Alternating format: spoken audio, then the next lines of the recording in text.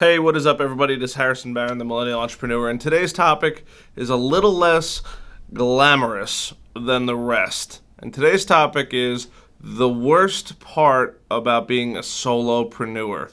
So some of you guys watching this are probably solopreneurs, and that's why you do watch this channel. Most people that have never started a business really don't get the struggles to being a solopreneur. Even an entrepreneur that has multiple businesses, it literally never ends. I just came out of a meeting at my buddy's office, and everybody seems to be having their own issues as far as being an entrepreneur. And the issues vary, but they're typically all close to the same. They might not be the exact same, but they're probably pretty close to the same as far as issues go.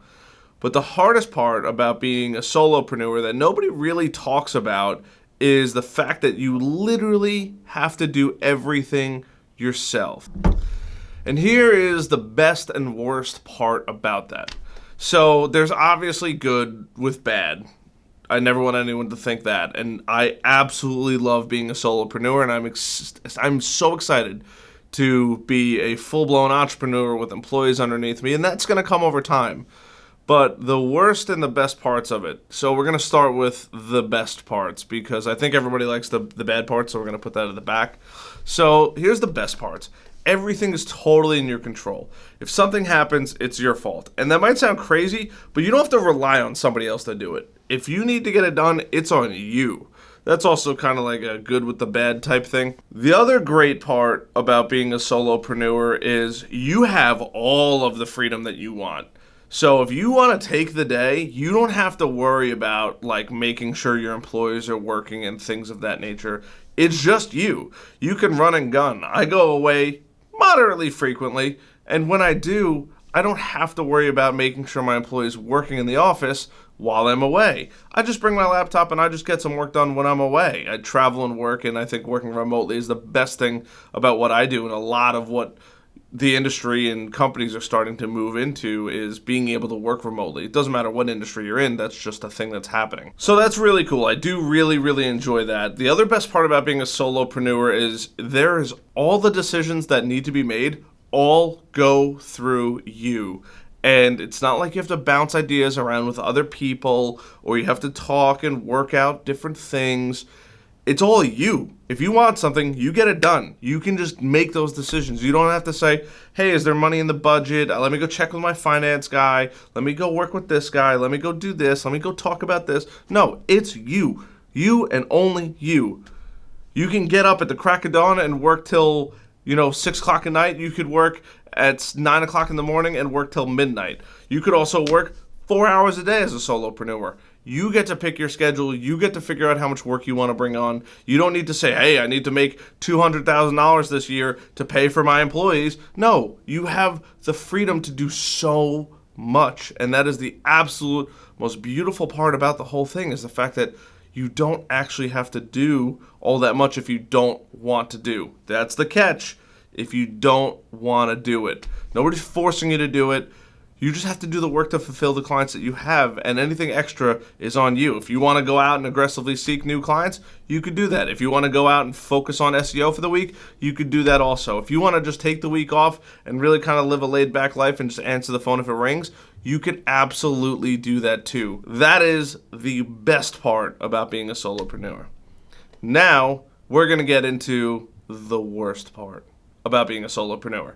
So as business owners, obviously we have problems and things of that nature, but the worst parts about being a solopreneur is, one, everybody likes to blame people. I think it's natural. I think it's part of the human psyche. So as a solopreneur, you don't get to blame anybody. It's nobody's mess up but your own. It's the best and worst part about it.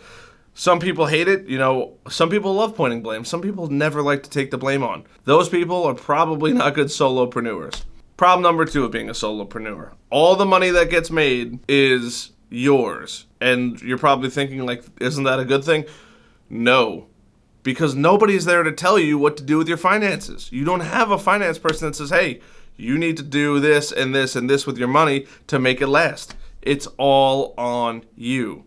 So it's not a bad thing per se, but having somebody to guide you, having, bills to pay, things that need to come out regularly, that's important. That gives you encouragement to work harder. The third thing that really stinks, and this ties back, that's why I didn't really cut it up, is you are the last person to get paid every single time. There's never a time when you're like, I get paid today and nobody else gets paid. Nope, you're the last person to get paid every single time. So after all your employees get paid, then and only then do you get a paycheck. And that is super rewarding that you get to pay a bunch of people's salaries, and on the other times it stinks because you don't get to make that much money. You can make a lot of money, don't get me wrong. That's the best part about being an entrepreneur, and that's why people become entrepreneurs, is because you can make so much money. I mean, it's insane how much money people make. Look at Jeff Bezos. Dude's an entrepreneur. Started a business, built it from the ground up, worked in a garage, and now he's the wealthiest person ever. So it's pretty crazy how, there's these different goods and bads that go with being a business owner, and there's a lot of risk involved. And that brings me to the next point. There is a ton of risk involved and a ton of costs that go associated with everything. So it might not be monetary costs, it's time cost. It could be monetary cost. It could be different opportunity costs, because I could buy this software, which one's going to do what I need, which one's going to be the best thing. There's a lot of vetting and there's a lot of research, and as a business owner, you are the backbone of the entire company.